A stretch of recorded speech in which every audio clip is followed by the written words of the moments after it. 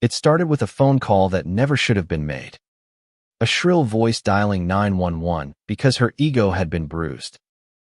My wife had walked past our neighbor Karen that afternoon, tired from work and carrying groceries, not stopping to listen to the endless chatter and demands Karen always spewed.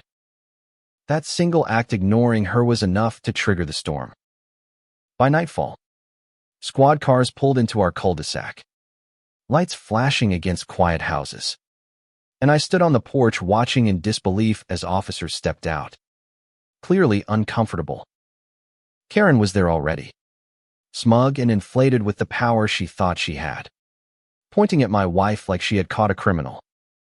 "There she is," she screeched. "That woman is hostile, a threat to the community." She refused to acknowledge me, and I felt endangered. "I want her arrested for harassment." The absurdity of it made me laugh out loud, which only made Karen's face twist tighter. She had spent years trying to dominate this neighborhood through the HOA, writing fines for flowers, citing people for leaving trash cans out an extra hour, calling emergency services for barking dogs. But this was new. Now she was weaponizing the police because my wife didn't bow to her attention. My wife, calm as ever, stood with her hands folded. "I walked past you, Karen. That's all."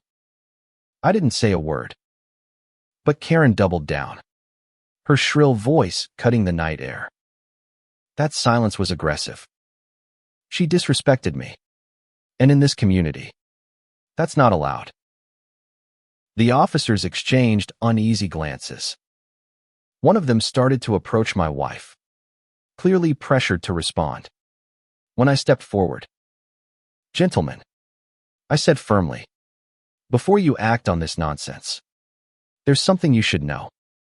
I pulled my badge from my pocket, its weight heavy with authority and years of service. Their eyes widened, the streetlight catching the gold shield as I said the words that made Karen's smirk falter. "I'm the new chief of police for this city, and the woman you're accusing is my wife." The silence that followed was electric. The officers immediately straightened, hands dropping from their belts, a clear sign of respect. Karen's eyes widened in shock, the blood draining from her face. She stuttered, then tried to recover, her voice wobbling. That can't be true. He's lying.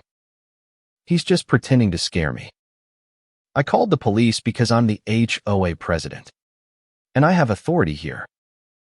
I stepped closer, my voice low but carrying the full weight of command. "The HOA doesn't outrank the law, and filing a false police report is a crime. You've wasted valuable resources tonight, dragged officers away from real emergencies, and harassed an innocent woman simply because she didn't feed your ego." The crowd of neighbors that had gathered began murmuring. Phones were out, recording every word, every twitch of Karen's face. For years they had endured her tyranny in silence. But now the curtain was pulled back, and the person standing opposite her wasn't just a neighbor, was the one who oversaw the very officers she tried to manipulate. And then came the twist. From behind the line of neighbors, a young woman stepped forwardly, a teenager from down the street. She spoke with a trembling voice, but one strong enough to cut through the night. "She did this to me last month. She called the cops because I was selling lemonade without a permit. I cried for hours while officers questioned me." Karen laughed while it happened. Another man spoke up. "She called the city on me for painting my shed. Said the color was too cheerful." The stories poured out, one after another. A flood of grievances finally unleashed.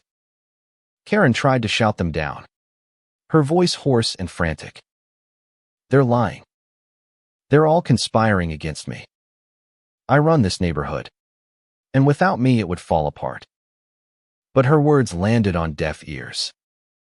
The officers, no longer bound by her theatrics, began taking notes. logging witness statements. I turned to them. Voice steady. File it all. Every incident.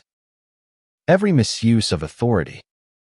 Tonight will be the last time she abuses this community. Karen's confidence crumbled. She staggered back, pointing at me with shaking hands. You can't do this. I'll have you removed. I'll sue all of you. But the power had shifted completely. For the first time, the neighbors weren't afraid of her, they pitied her. The officers escorted her back to her house, not as an authority figure, but as a suspect under investigation. She shouted threats into the night, but they sounded hollow, stripped of the weight they once carried. The weeks that followed sealed her downfall. Formal charges were filed, repeated misuse of emergency services, harassment, financial irregularities within the HOA funds. Under scrutiny, her carefully constructed empire of control collapsed. She was removed as president, fined heavily, and eventually banned from serving on any HOA board again. The woman who once terrorized with fines and phone calls was now just another resident. And even that status hung by a thread as neighbors petitioned to remove her entirely. But the story didn't end with her disgrace. It bloomed into something greater. With Karen gone, the neighborhood found a new rhythm. Barbecues replaced board meetings. Kids sold lemonade without fear of sirens. Flags waved without citations. And my wife, once humiliated by false accusations, became a quiet hero to the families who watched her stand strong under attack. I stood on our porch one evening, watching Lily draw chalk hearts on the pavement where Karen once barked rules. The air was lighter, freer. The fear was gone. And I realized then that Karen's attempt to humiliate us had backfired so completely it had liberated an entire community. So I ask you, reader, when someone like Karen twists silence into crime, when they try to weaponize authority for their ego, where do you stand? Do you let fear keep you quiet? Or do you speak the truth even louder? Because silence lets bullies grow, but courage makes them crumble.